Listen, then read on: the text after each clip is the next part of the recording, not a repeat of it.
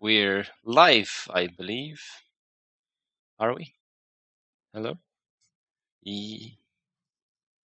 Yes, we are. Okay. So today we'll be carrying on with what we did yesterday. Yesterday, was it yesterday or the day before? With the optimization. So if we go into the game scene, I'll just see what we had done previously. Where are we? So we have our map. We can place the tiles around. I said I was going to do the icons, but to be honest, completely forgot about it. So what we're going to do now is we will optimize everything so it works better than it does now. Firstly, right now we create everything, and I don't want to. And constantly creating stuff eventually becomes an issue. So what we're going to do is we're going to start pulling everything rather than having to constantly where are we?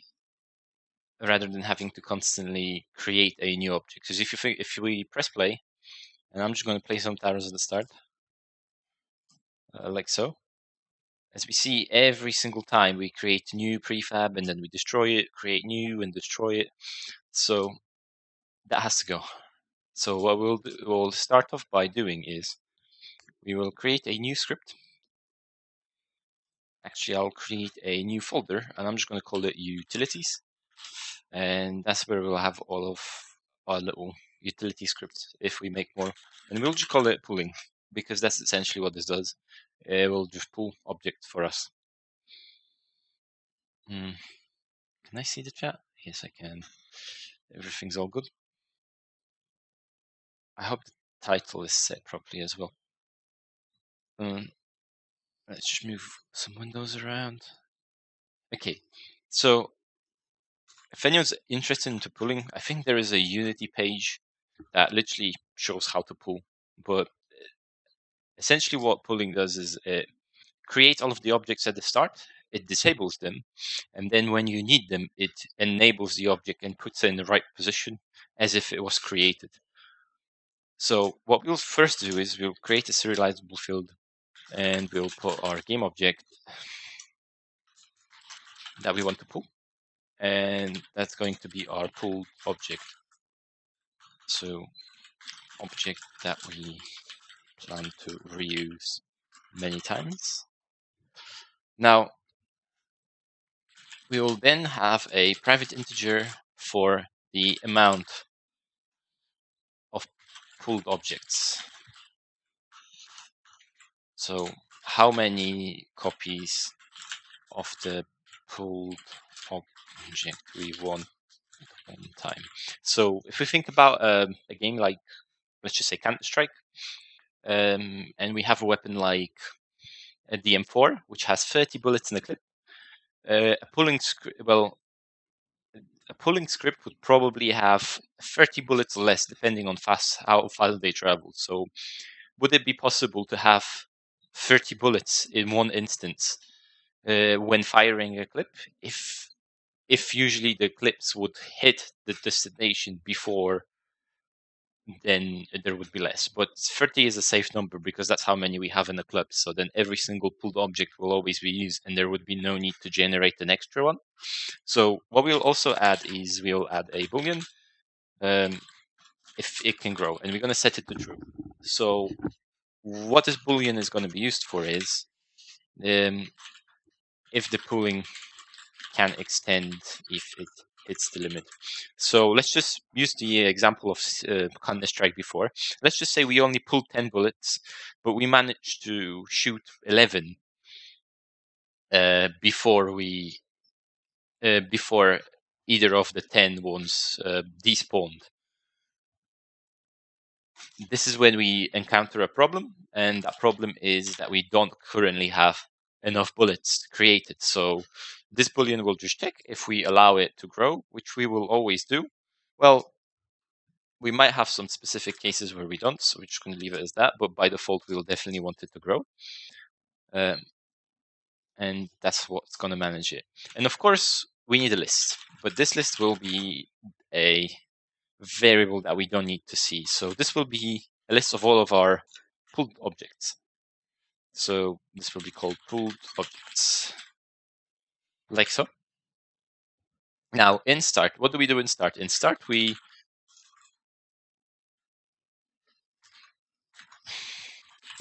create all of our objects and add them to the list. So what we do is we just create a simple for loop of the size of our amount of pulled objects. And what we do is we just instantiate a object that we cast as a, where are we? Pull object, like so.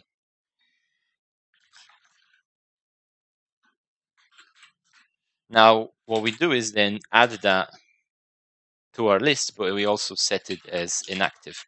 The reason why we set it as inactive is because we don't want a bunch of bullets suddenly emerge as soon as the game starts, but we do want to have to keep it somewhere storable, like a list, that we can have some kind of a control over it. There we go, like so, and then we add the go in. So this creates pulled objects and adds them to a list so we can use them later. Now, class that pulls reusable objects such as bullets, enemies, or towers. That creates objects that appear all frequently. Okay. And now what we're going to do is we're going to create a public game object, so a method. Get, and we're just going to call it get pulled objects. And what we'll do here is we'll just, firstly, we're going to loop through a list of objects, like so. And then we'll check if pulled object I is not active in the hierarchy.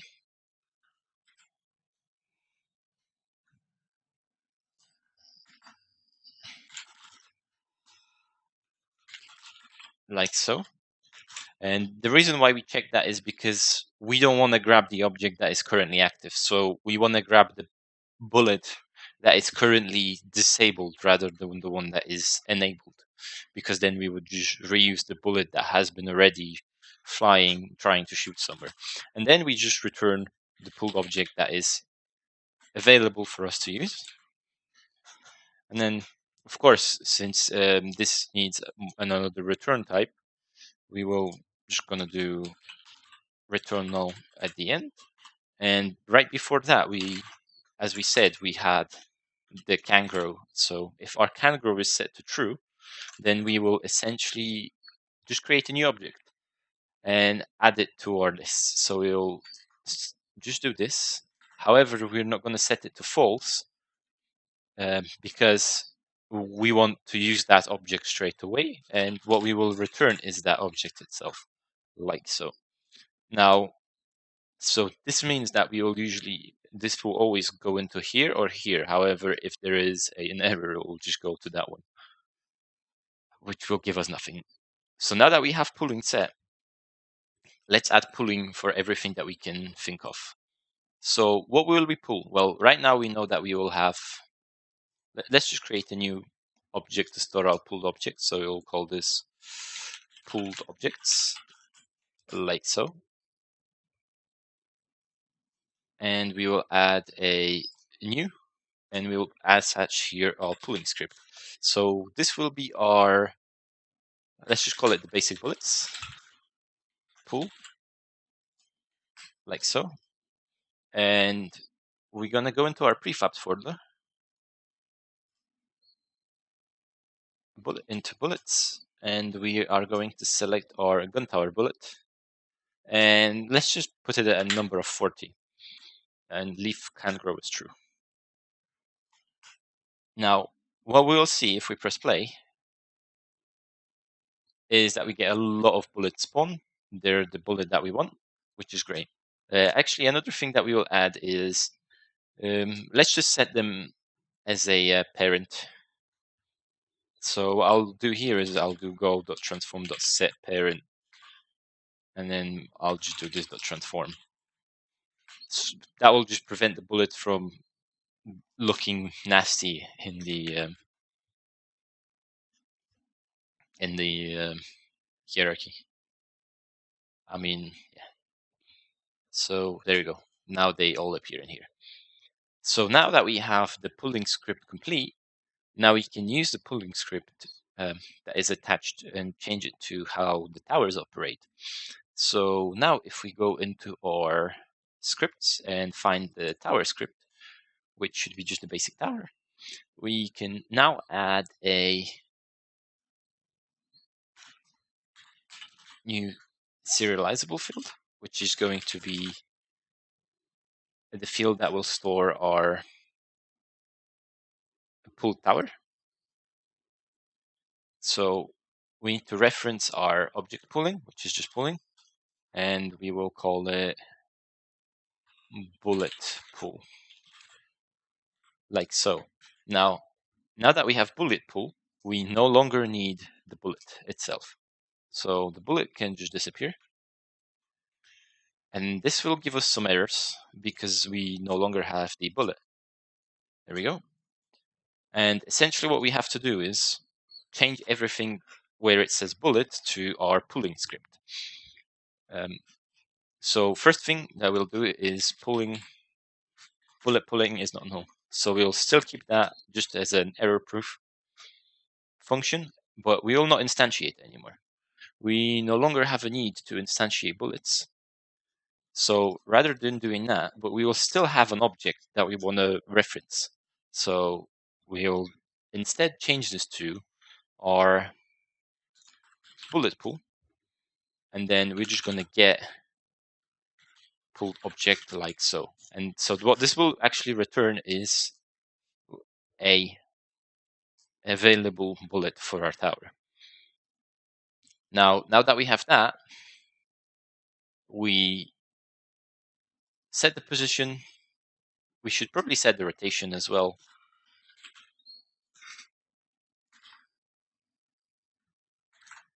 Transform.rotation is equal to muzzle.transform.rotation. There we go.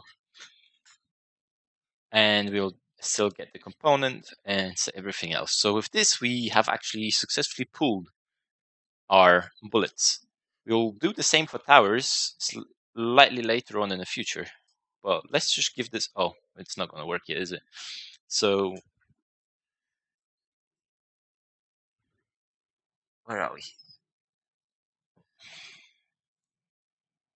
Actually, we might have a small problem with grabbing the reference for the tower, because towers are prefabs and this is on a scene.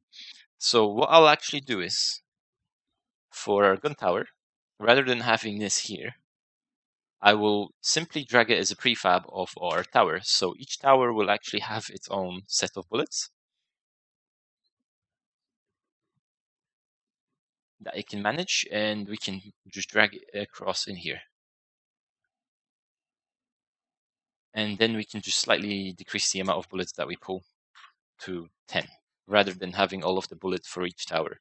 So each time we create a tower, we'll just have its own set of bullets. So now we have the script. I've saved this. We can delete it, and let's place the tower down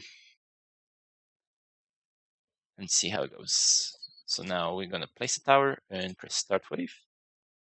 And what is happening? So let's have a look, because there is an error.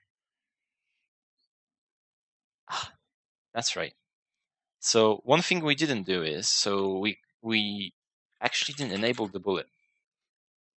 So if we remember, we disabled all of our bullets in our pulling script, but we never enabled them here in the code.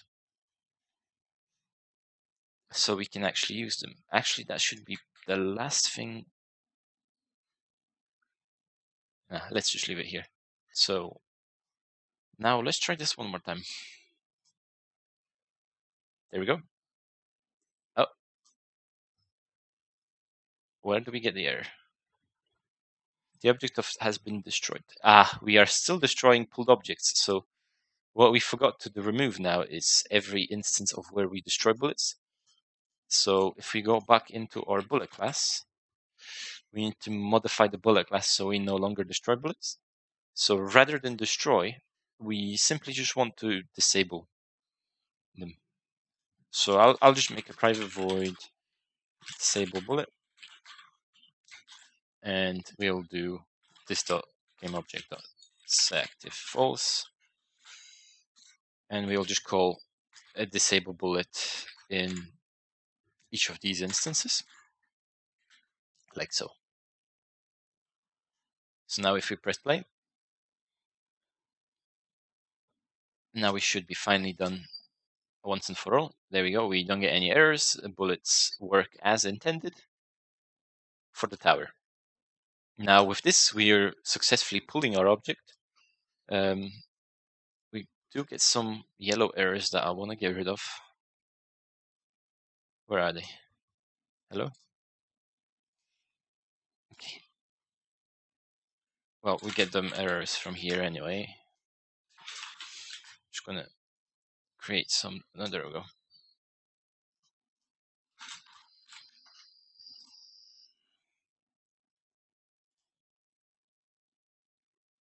Okay, now that this is done, let's have a look at the list of things that we want to work on. Where is my little list of things to do? Oh, yeah, so paint time for icons is not going to happen. I want to do that on screen. Editor, check not to get compile errors. Oh, that's right. So this I've decided to do slightly different. So separate the editor function. No, so rework map editor to allow normal user to create new maps and use scriptables as, what are they going to be used as default map designs. So that's something I want to add for later. Make towers work. Yeah, so we'll add icon prices. I'm gonna do the icon locking if it's available based on our current menu, and I will make the I guess we'll add some towers into the game. Okay, so firstly we're going to go here and add a new text component for each of our towers. We're going to place it at the bottom like so, center it, and we'll just put some money down. I didn't have all of them selected. Boom, boom, boom. Like so, middle, maybe, there we go, like so, and let's just put a pound symbol everywhere.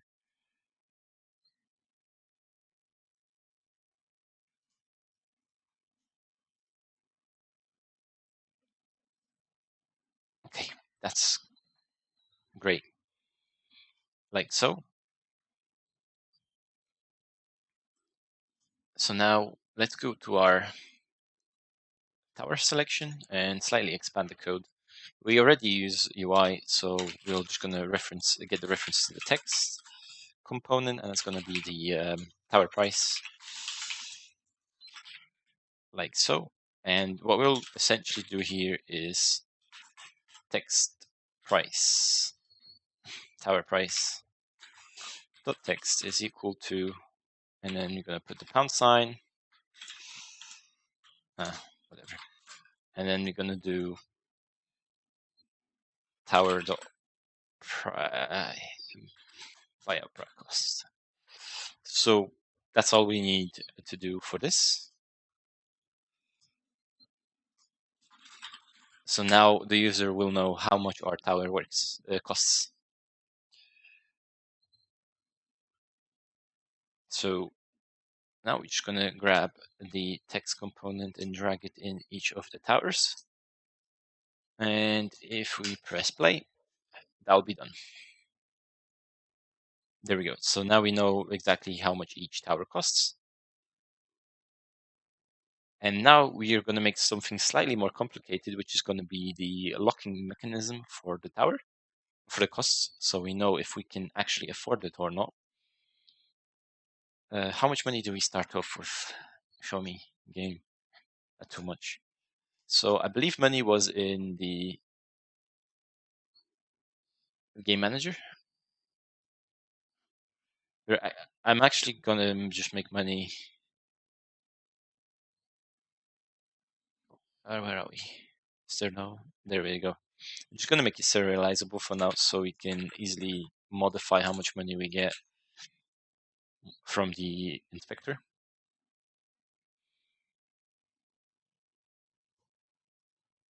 There we go. So just going to give it a 200.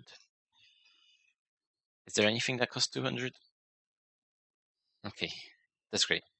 So what I'll do now is I will make the script that will manage if we can buy it or not. And we'll do this inside of Game Manager, as Game Manager already has reference to money. And or actually, no, let's just make a new script because Game Manager is going to get too messy. And that's going to be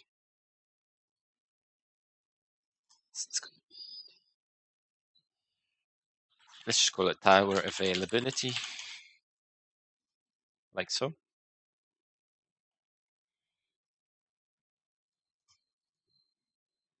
Now, what we'll do here is we'll store a reference to every single tower pricing component, which is what?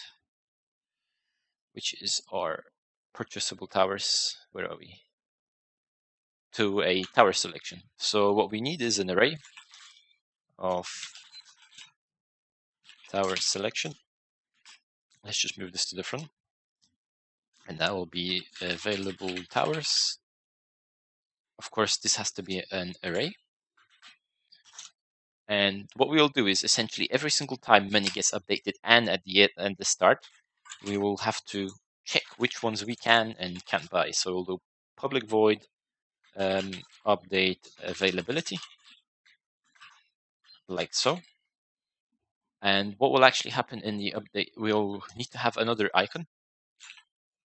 So we'll just do serialize field private image, and that's going to be availability icon.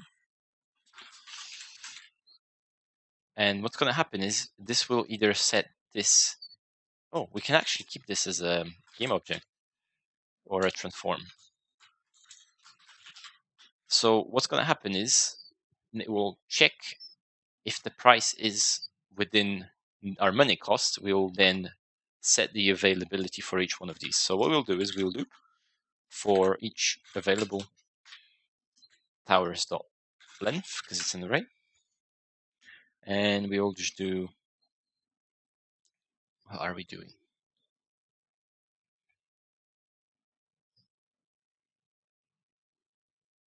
Or we can run it direct. Nah, it's okay. Do it this way. We'll just do. So now let's get a reference to. Actually, yeah, we're going to add another function in here called public void check cost, check pricing,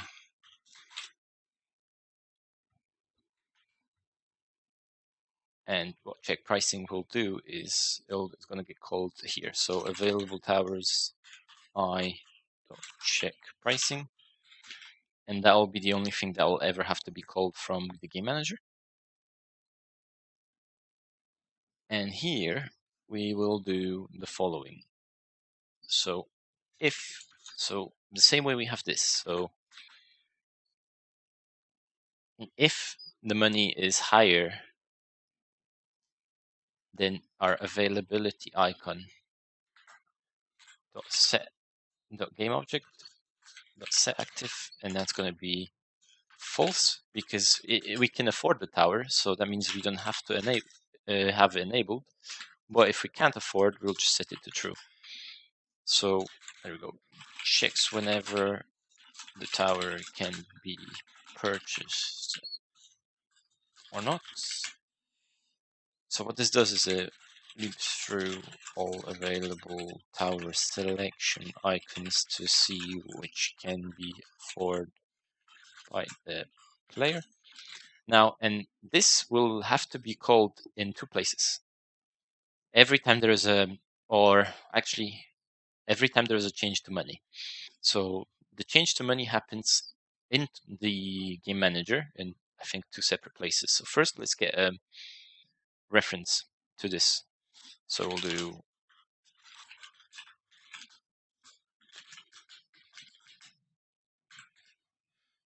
now that we have this referenced, we will then look for any instance of us changing the money.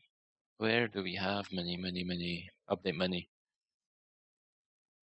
Well, actually, I believe that every time we earn money or we lose money, update money gets counted. So actually, I think we can just call it here, and that will be enough. Availability. Now that's done. Of course, we don't have the icon to test it out just yet, but let's set up the icons first. So what we'll do is we'll have an image that's going to be the exact same size as it, and that'll be the availability icon, but we want it to be below the money so we can see the money. Well, I'll copy this for each of the towers and just set them in the middle like so. Make sure they're before the text. And of course, I'll drag them in the inspector. Now we will not test, can I test this out? Can we add something that's not, okay, so we'll just use this. So if it's unavailable, I'll just have the circle around. So let's press play. And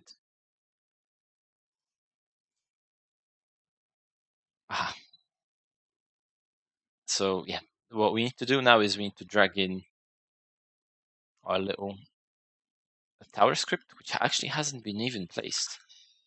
Towers availability. So it's this one, and here we need to put in the towers. So it's going to be 1, 2, 3, and 4. And what we'll do in the tower selection is run price checking at the start. Where are we? Check pricing. So this will tell us by the game start if we can or cannot afford the tower. And it's actually the other way around. No, wait. Why is it enabled here but not on the other ones? Oh, there we go. Now it's going to be on all of them. No. So it's disabled here. Disabled, disabled, disabled, because we can afford all of them. So now let's buy a tower. And let's buy another tower. There we go. So now both of these became disabled. And we can place another tower like so. And now we can no longer place any more towers. This is a bit weird. Where are we? Can I see the map?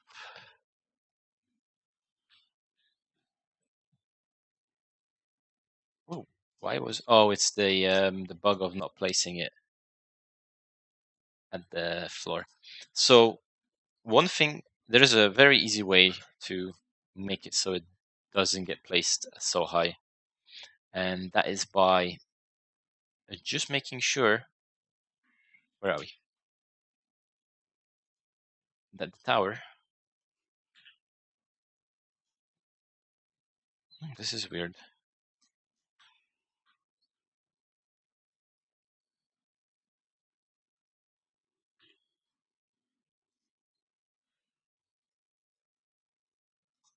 Is always on the floor. So level. So we can manually alter the UI as one way to fix that little bug. Where are we? It's fine. So let's just fix it. Do a quick fix for this now, and then later on we will change that script and to make it work slightly better. Where are we? Like so. So what we'll simply do is we'll make sure that every single tower is placed at this following level. So if we go into the placer script, which places the towers, which is in player interaction.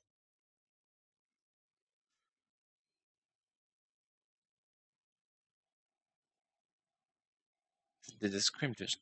No. Okay. Where are we? Where was the code? Okay, so left mouse click is what handles our placement. So right now we instantiate the Go at our mouse position, but what we'll do is we'll make it slightly better. So we'll do Victor for the placement position, and our placement position is going to be equal to new vector3, and it's going to be mouse position dot x. Of course, we'll have mouse position dot y and mouse position dot z. And rather than doing this, we will change this to placement position. So right now it does absolutely the same thing as before. It's just slightly more convoluted. But what we will actually add is this. So we will manually set the y axis ourselves.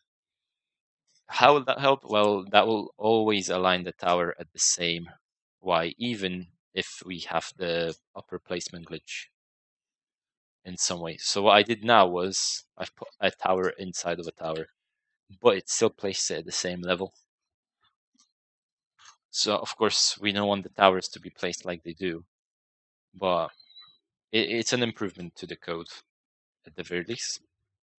So that's partially done, I guess, in a sense. What else was on the list of to do? Oh, let's have a look. Let's have a look. So we added the prices. We of course need the icons. Oh yeah, the towers. So what I'll do now is I will work on the towers a little bit and see how it goes. So if we go into scripts, we go into our tower code. So at the end of last part, we created a bunch of tower code. So let's just get rid of all of the classes we don't currently need. What do we have here? Yep. So for the freeze tower, I wanted the freeze tower to be a tower that constantly attaches itself to with a line renderer. So what I'll do is I'll first add a serializable field, and that's going to be our private line renderer. So this will be just a line that will shoot, that will constantly follow the player and do damage to it. And by player, I mean the enemy. We actually also need the enemy script, because the freeze tower is going to be slowing down the enemy. So we will need access to the enemy movement script, and in the enemy movement we will have a public void slow and slow movement, and this will take in a float of a slow, and what we'll do is we'll make our speed equal to speed, and then we'll just do this minus slow. Hopefully that will do the slowing as intended. If not, we'll come back to it later. Now, in the freezing, so if we go into the shooting, what we do want to do is we want to override this entire function. So here we will create a public override void shoot, and what we will do here is well, how does this? Let's just copy this and then delete anything we don't need from here.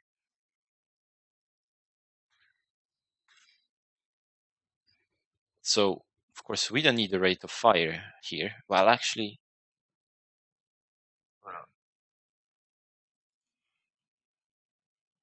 yes. So, right. So we should. Dun, dun, dun.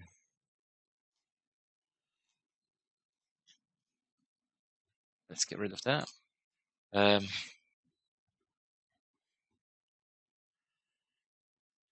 Okay. So what do we need to do to make this work as intended?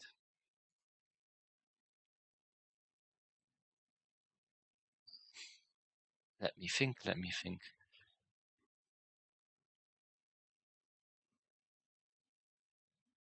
So this creates a bullet. We don't want to create a bullet. We still want to check for the target, but target is now no longer accessible because of the protection level. So first thing we have to do is we have to change that. Target has to be accessible for us. Where is the target? Target. Pum pum pum.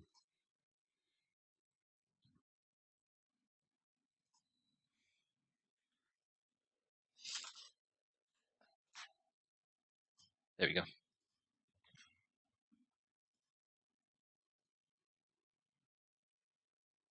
Where's the yellow problem?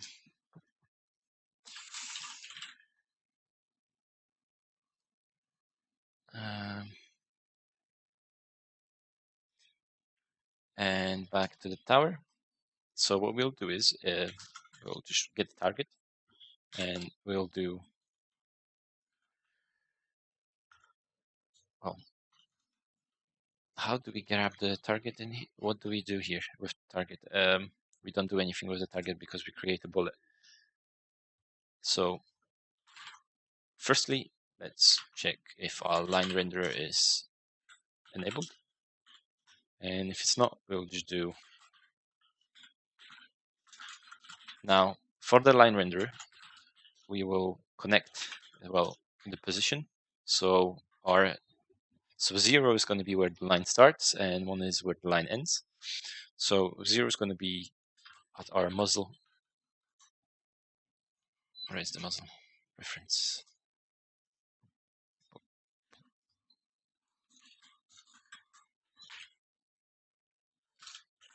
And 1 is going to be at the target. So it's going to target up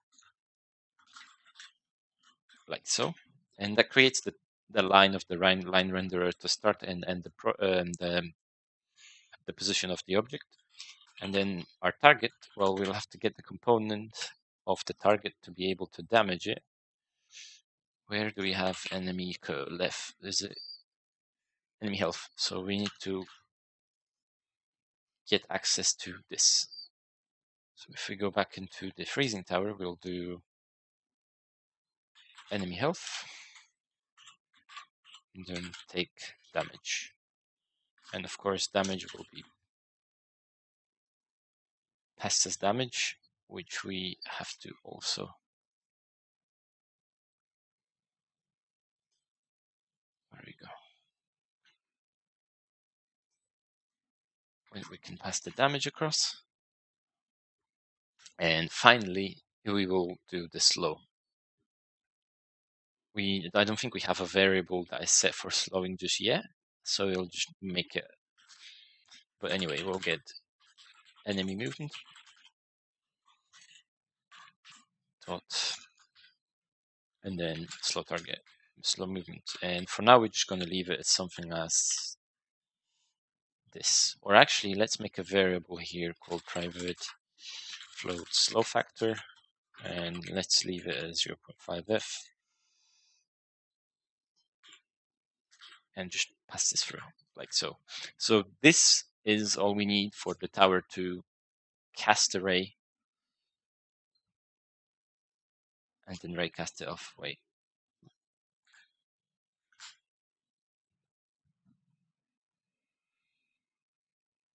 Let's clear up the yellow errors.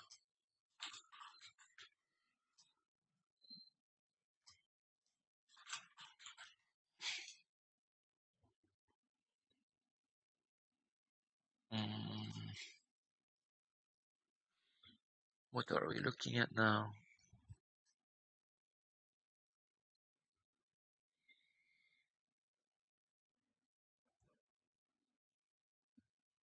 What was I doing? Oh yeah, I was doing the tower. So now prefabs towers, and we just drag the freeze tower. So what we want to do is add a line render. There you go. Now we have this pink thing. And what we can add here is, as we see, it will only exist for this one specific tower. The other towers will not actually have that.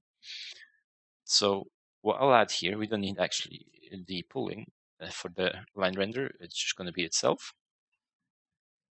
Of course, muzzle's already attached, so are all the other values. We have the 2 positioned here. Oh, I haven't used line render in a very long time.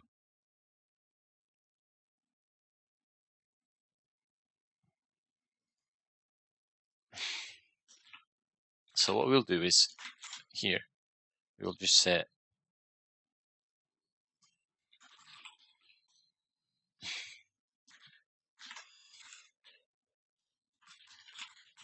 we're just going to disable the line renderer when we don't use it.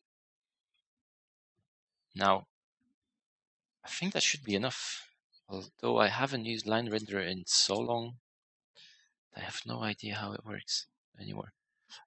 What happens if I add the random material? Oh, perfect. So let's add a see-through material for the line renderer. Let's override it, save it, and see if it's going to work. Hopefully it will. Now, oh yeah, is that it?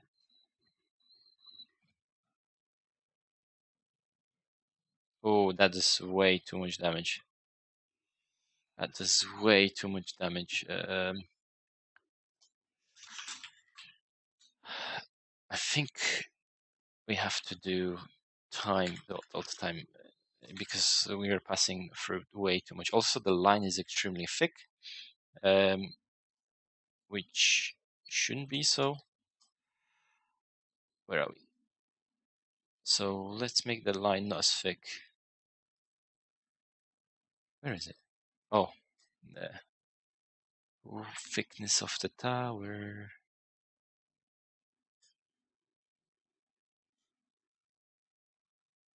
Oh, there we go. Kind of. Let's see. Yeah, that looks alright. It's actually even possible to make it wider at the front, but actually smaller at the bottom. How do I do that though? Oh, there we go. So slightly thicker at the front, and then it's slowly getting. Can I add another point in there?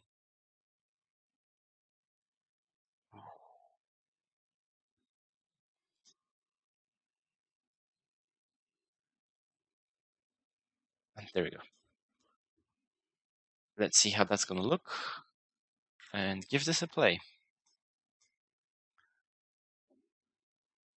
Okay, so 1 freeze tower. Okay, so it does freeze them, but the freeze is extreme. The health reduction, though, is not as bad. And it manages to impact everyone, which is a problem. So let's remove the slow for now, because the slow's way over the top. And see what's going to do without the slow. Okay, so it works. It does the damage. The damage is pathetic, but that only means that we just have to increase the actual damage on the tower. Yeah, so we do nice over time damage, but the slow factor is a problem. It's way too much. Okay, I mean, it's not enough. I mean, yeah, it's whatever. English. Oh, so it's actually pushing it back, which is not exactly what I wanted it to do. So this will have to go. So what we'll do here is we'll just do because it wasn't. It was just knocking them back. It was more of a knockback effect than. So what I'll do here is I'll just do. Wait, let me just use a calculator and get some maths. So if our speed is 2, we divide it by 0.6. It's going to be quicker. So we don't want to do that. So we F2.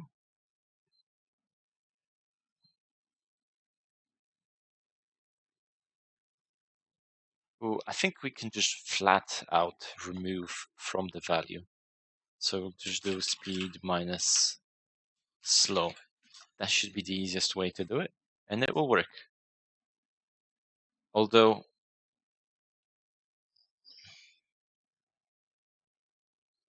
I don't know if it'll just keep removing from the value. Yeah, because it'll eventually push it back. Why am I doing this wrong?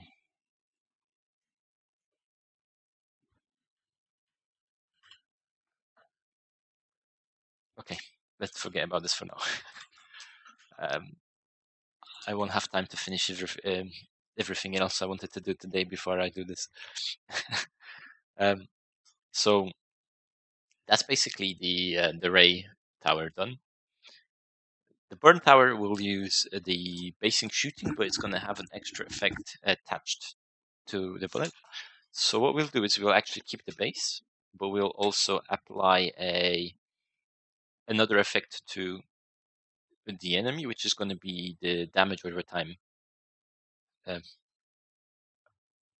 that will happen to the enemy.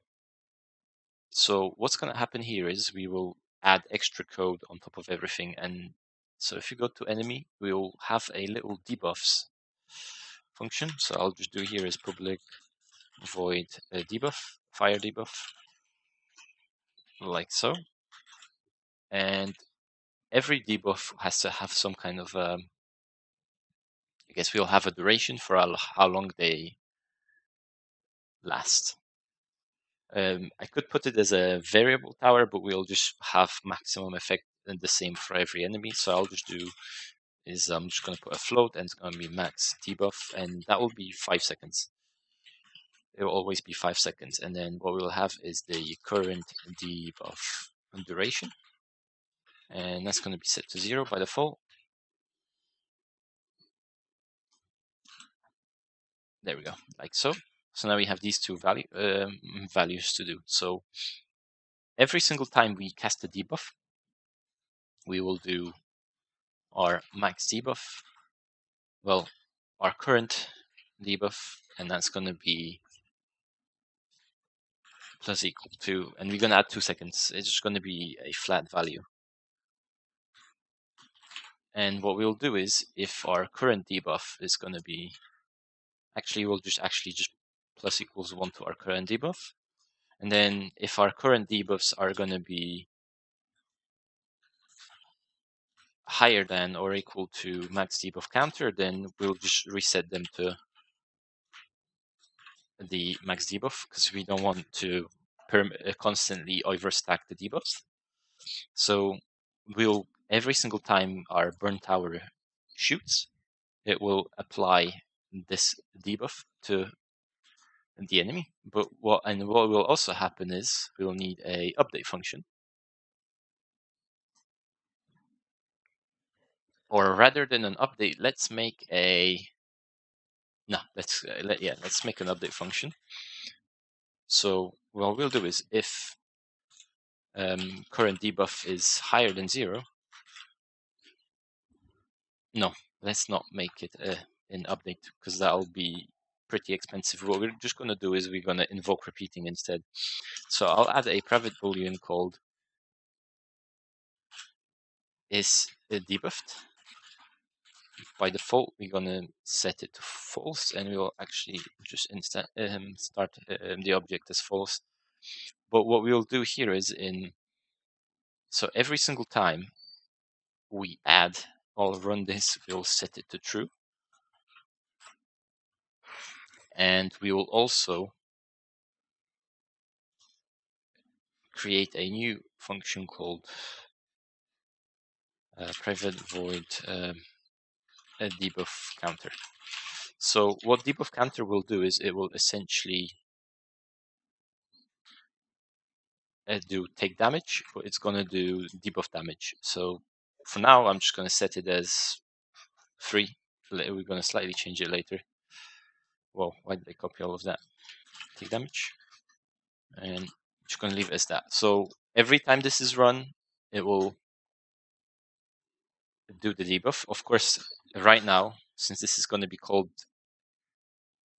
multiple times, we don't want it to overstack. So what will happen is we will run this if this is set to true. So every time we run this, we want to make sure our invoking starts. So we'll do,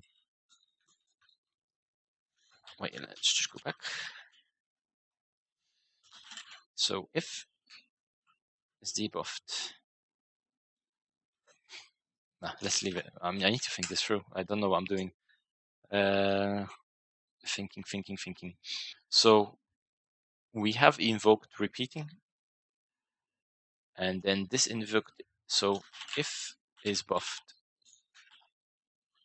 is equal to true,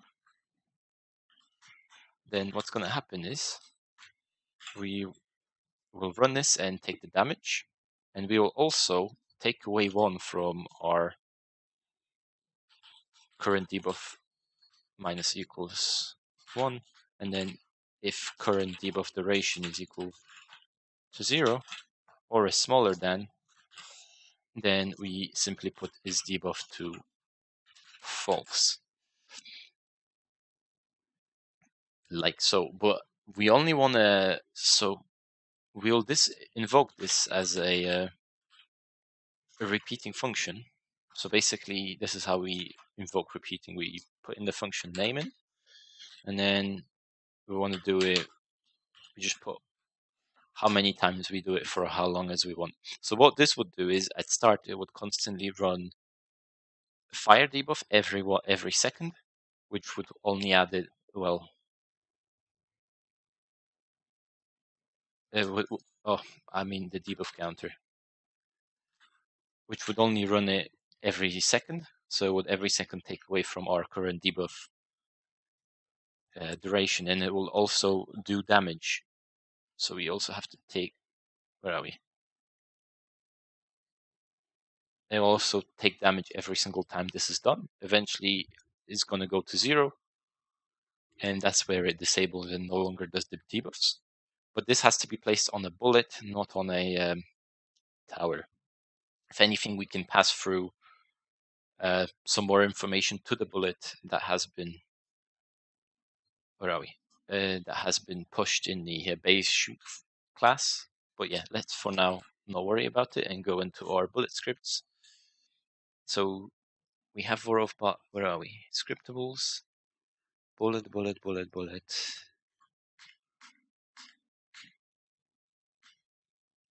Do I not have a separate one for bullets? No. So let's create a new folder for bullets.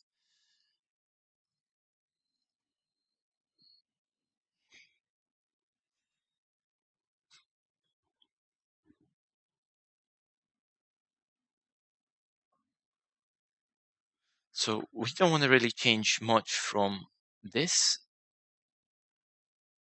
Rather than we just want to add another function here for the burning.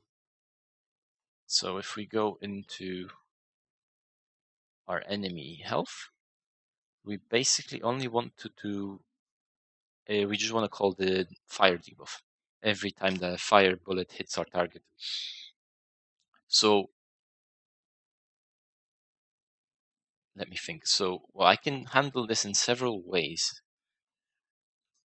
I guess the simplest way to do it would be during the bullet set, I can just check what kind of a bullet it is. Or I'll do something, or we'll just add this for now. since the game will not have that many bullets in the first place, there is no need to make a new class. So I'll just add a boolean is the debuff type. By default is going to be false. There we go. So if the debuff type is going to be true, then what we'll essentially do is, actually, since we want to use this again, I'll just do enemy health of enemy, and we're just going to make it equal to this, like so, and this will change to that, and this will have the debuff, fire debuff, like so. This will need change, of course, later if there's going to be more default buffs, but I don't think I plan on doing more than these 4 basic towers for this quick prototype. Okay, so now let's go into our bullets. Select the burn bullet, click the fire debuff. We don't actually need the fire tower to have anything adjusted. Okay, now we can place the fire tower, which I think is this one, and press play. Now, why is it not shooting any bullets? Actually, let's place every single tower and see if they all work fine. How's that one? That one's fine. What about this one? Oh, that's right. So we didn't actually finish setting up all the towers. So we've set up the pooling for the basic bullets, but we didn't set up pooling for all the remaining towers. So I'm just going to copy this and drag this across to every single tower. And I'll just drag in that into the pooling script. Same for this one. And now let's change the bullet type. So this is the cannon tower. So the cannon tower has to have the cannon bullet. Now we can override and save it. And for the burn tower, we of course want to change this to the burn bullet, like so. Now let's just double check that all of the bullets are, yeah, they're set properly. Only one of them has a debuff. So now let's press play, put the burn tower down. And now we can see, oh yeah, does the bullet does the enemy health update after it takes damage? Take damage. Update UI. So it should be. So we do have a slight problem. So we set this to true.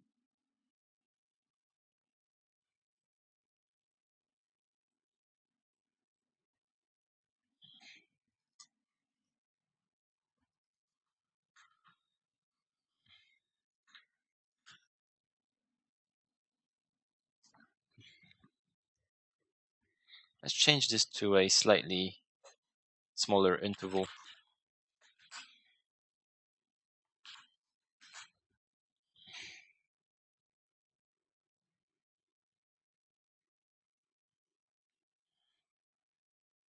And let's make this visible.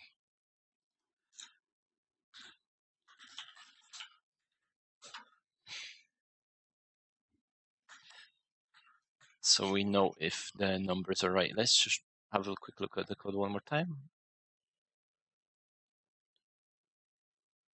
And now go into the bullet. Actually, where are we? Debug.log has this run, question mark. And let's give this another try. Where are we? Boom, boom, boom. Yeah, so it is running. Now let's click on an enemy. Aha, so the current debuff duration has not increased.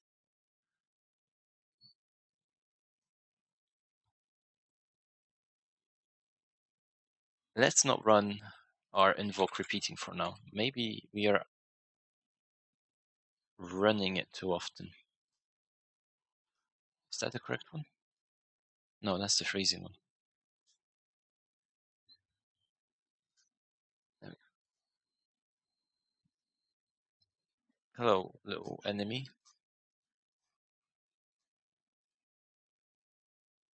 How was your... Okay, so the debuff counter works now fine, which means that this was being called way too often. Let's go back to what we originally had as.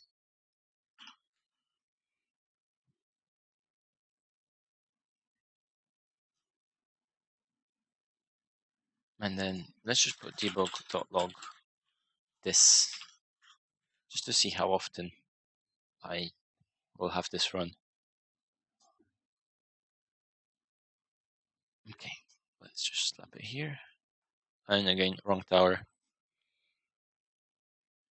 Actually, one thing I want to do in the freeze tower, because this line renderer should not be visible on start. Just slightly annoying. What is the tower? Okay, let's just do.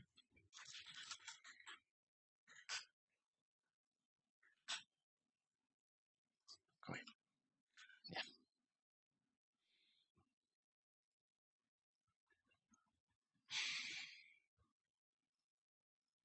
Go. So now he should have 3 stacks, maybe 2, because I did wait some time. What do we have?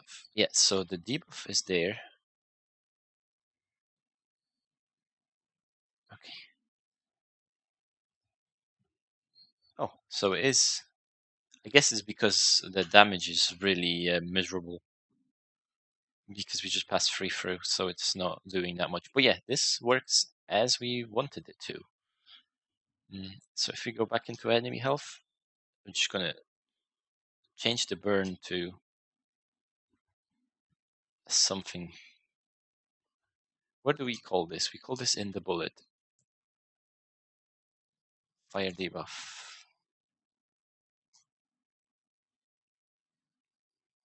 So what we'll do is, for this we'll actually pass a value, fire debuff, and the burn damage. So what I'll do is make a float actually. So what we'll pass in damage divided by 2. So it's going to be half of our total damage of the bullet, which should be a very good weapon. And what we'll have here is we'll just store this as a temporary variable. So we'll do private float burn damage. Let's put an underscore here. Burn damage is equal to underscore burn damage. And we will set burn damage to 0 after we stop using it. Burn damage. There we go. So now we have a tower that is not slowing, but it has a ray. We have a tower that has a debuff applied. We have a normal tower. In the next part, I'll do a tower that will have an AoE. So it's going to arc up using a simple parabola code. It will then smash down on the ground. It's probably, I might do it so it, unlike all the other bullets, it will not automatically aim at the target. It will just aim at its last position because it will have an AoE, so it doesn't have to hit directly for the AoE splash, and since there is a line of enemies. So that will be then. Let's make some changes real quick to how the wave system works. So it's slightly prepared for when I'll be making the entire wave system. So let's go into here. So this is the temporary wave spawner. We're going to move all of that code now to a brand new class, which is going to be the wave manager script. Now we will later on use for managing of the waves. There's also the Where are we? Another thing that I actually want to do is go into the enemies and the enemy health. And the health bars, I kind of want them to look at the camera always so we can see them more clearly. So what I'll do is I will get a reference into camera, camera, and we'll do camera is equal to camera.main.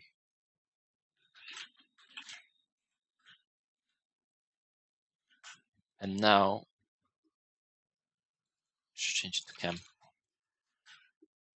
And what will happen is we will, where are we? We'll create an update function here, and we'll just do, where are we? A health bar.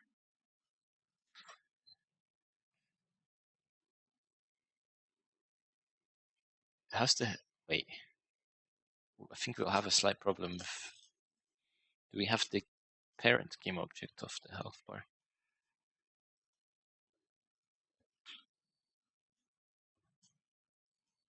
So do we want to move the canvas? No, we want to move the health bar.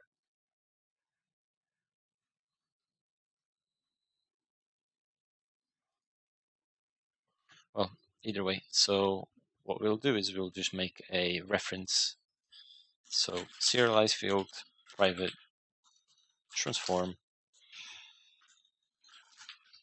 And this will be our health transform. And what I'll essentially do is health transform dot look at, and it's going to be cam transform. So all this will do is it will make our health canvas look at the camera. Let's add this in first, the canvas, and see how that's going to look if the canvas moves. Because I actually don't know. Okay, this looks a little bit off. Let's add. Whoa. Wrong thing. Let's do it like this and see how that's going to look like. Because right now there is a stretching happening, and I don't really want it to stretch. Or is it actually stretching? Show yourself. Well, oh, I know what it's happening, what it's doing. Let's make it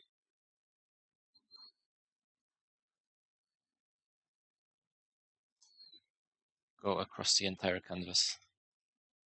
What? Why is there a little space?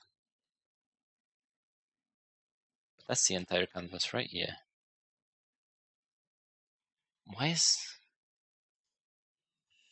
Mr. Enemy? Move out of the way.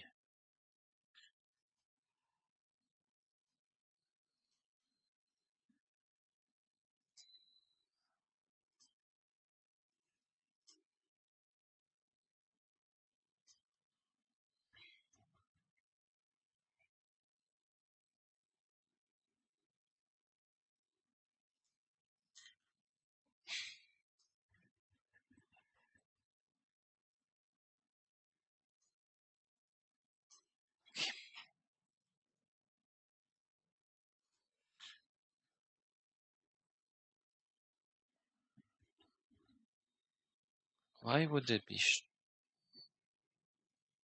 Okay, so it actually has to move the entire canvas. Okay, that's good to know.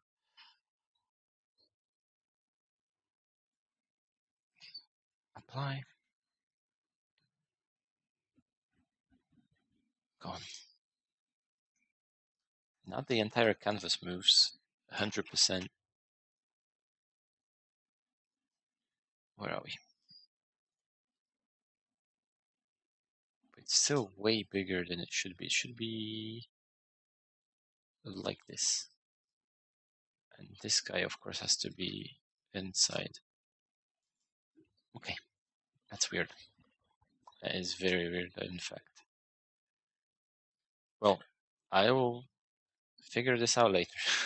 Like with everything that I don't want to do on the go. So this will be the final version. it's good enough for now. It works. It does the job. We can see the health way better than before. It's just that we are getting a stretch of the health. Yeah. Actually, would the health be always visible or only when clicked? That's another question, but I guess it doesn't matter for now. So what do we have here? Kind of works. We do have that. Oh yeah, so we need to start working on the wave system, and I'll make a basic particle, and that should be good enough for today. So let's go back to the code. Forget about this for now. So anything that's in regards to Wave Manager has to go away. Go away. Cut and paste here.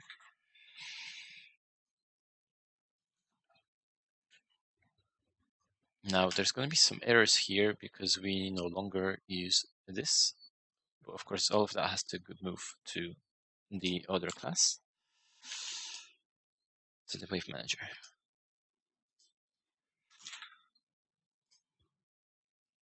There we go. Oh, have I missed some? Yeah, I did.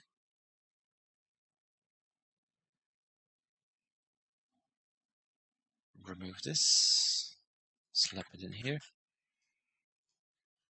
and I believe that should be. Oh. So start wave button doesn't work right now. Of course, this will go actually away from here to the wave manager, like so. Oh, I see the problem. So this actually also assigns the pathing to the guys. So I guess this will go away as well.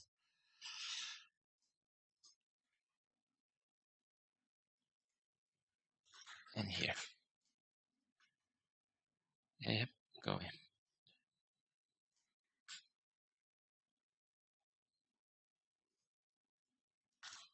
And like so. If this done,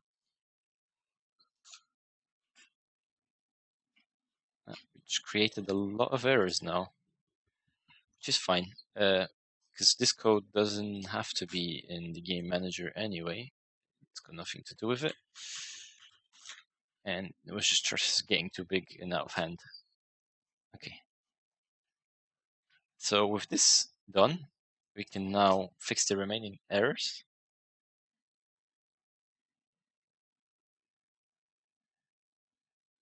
What's the position ID?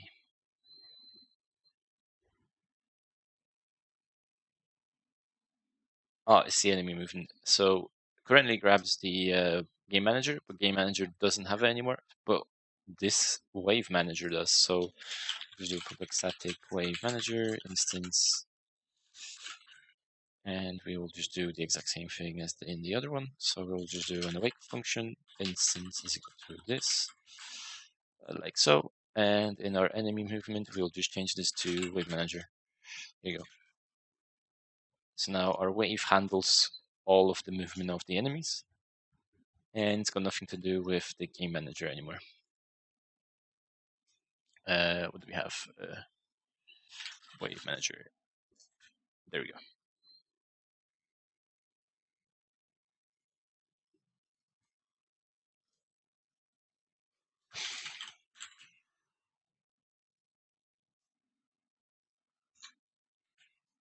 Great.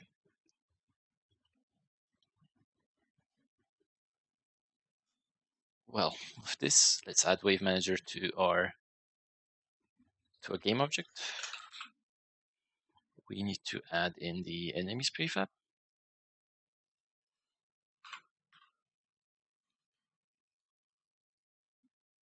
Enemies in wave. Well, no. Okay, I guess with this we can press play.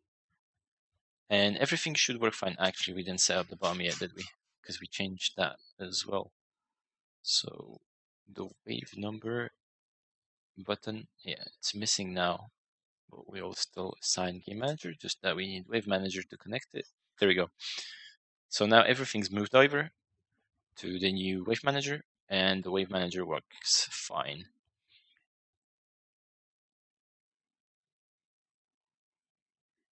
Yep. Yeah, the health bothers me. The health should be stationary at 1 rotation, regardless of how the enemies travel, but that will be for later. What else is there to add? What else is there to add?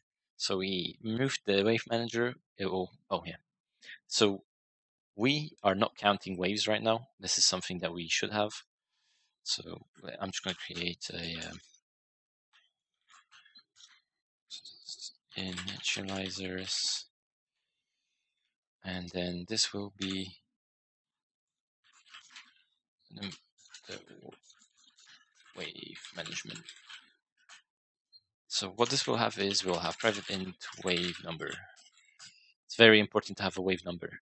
So when we start the game, the wave number will be 1. The game will finish at 100, so we'll have 100 waves, which will increase in difficulty. Okay, and then at the start, no, only at the end of the wave do we want to. So wave number plus plus.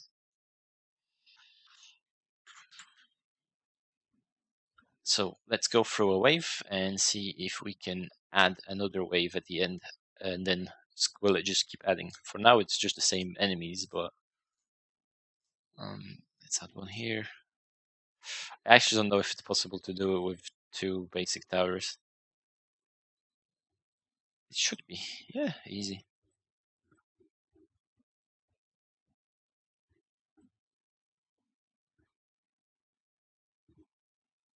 Okay, so the current wave number is actually not used for anything. It's just there. So yeah, let's fix that. So using Unity engine.ui, and what we're gonna do here is we'll do private void update wave text, and we'll do, where are we? In here we'll do private text wave number text, like so. And what we'll do is wave number text.text is equal to what? Well, current wave, and that's going to be the wave number.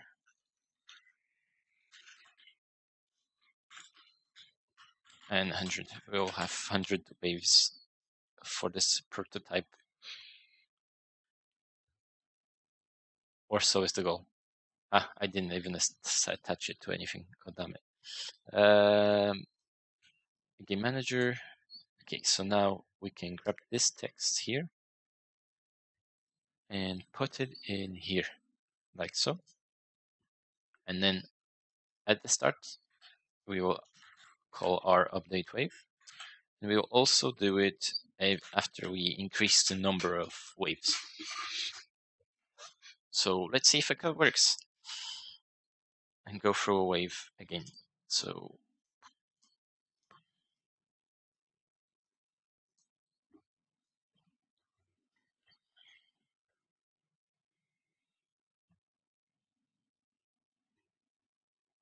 okay.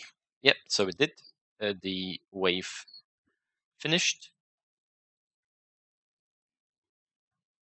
And now we can start the next wave, which is currently the same thing. But as you can see, the prototype of the game is slowly kicking in. So everything is working as it should. Although now we have an error. It added a wave before Because it does it after we spawn every single enemy rather than after every single enemy is dead. Does that mean we can do several waves at once, as long as we spawn all of them? Yes, it should actually. I'll let us do that. Or at least that's what usually games do, right?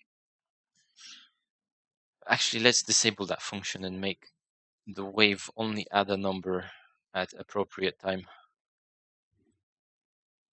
So, where are we? Should add it, yeah, added it after the last guy finished. But what it should do is after everyone is dead in our list. So let's go into Wave Manager and slightly. There we go. What are we looking at? Wave Manager, and we have.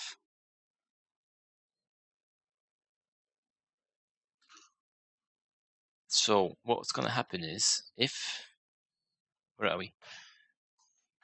So we can only start the next wave if this is set to false.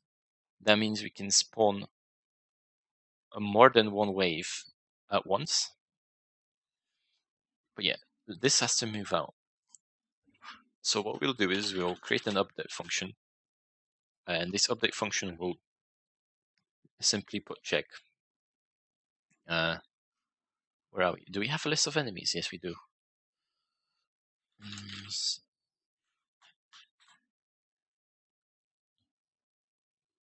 Nah, let's do this later. I'm running out of time. So what will have to be added here is this following code.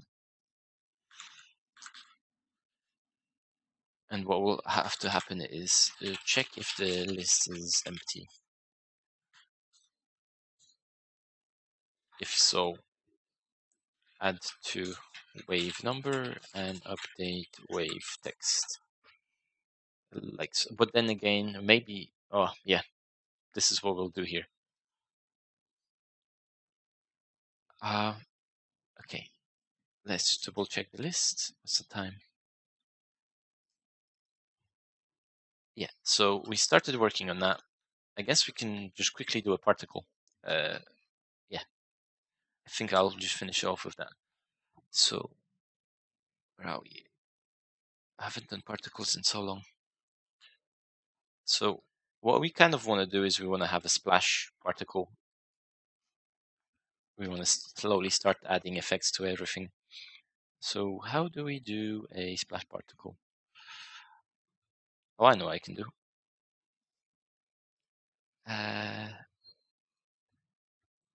Where are we? Text, triggers, collision, voice, external. Nope, nope. Where's gravity? That's what I want. I want gravity. Firstly, it's too big. Duration shorter. 2.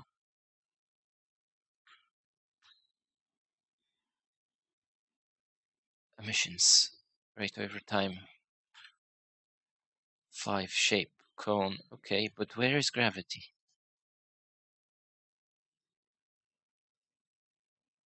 I know there was a gravity field last time I used it. Gravity. Actually, not a billboard. I want it to be a cube rather than a low. Where is gravity?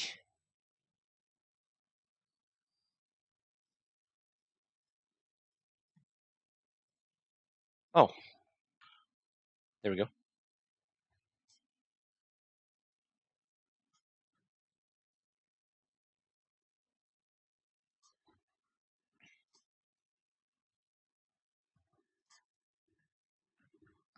Dun, dun, dun. Let's add a little cube. And just set it as 0, 0, 0 and change the particle position to 0, 0 as well, because I want to see how it's going to react against the surface. Become bigger. There you go, like so. Okay, so it does go up, but it kind of doesn't do what I want it to. And I'm really bad at particles. And I...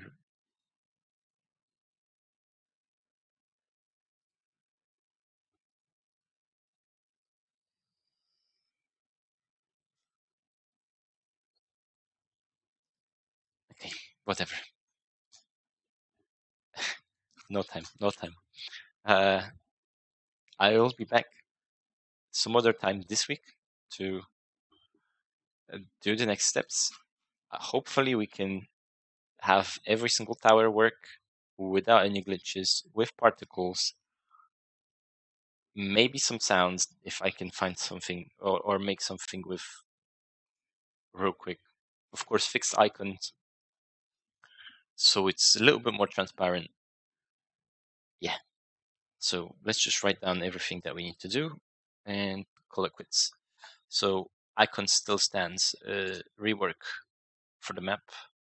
So particle for explosion, well, for impact between enemies, effect for death, multiple enemy types, including a boss every 10 levels, completed wave manager.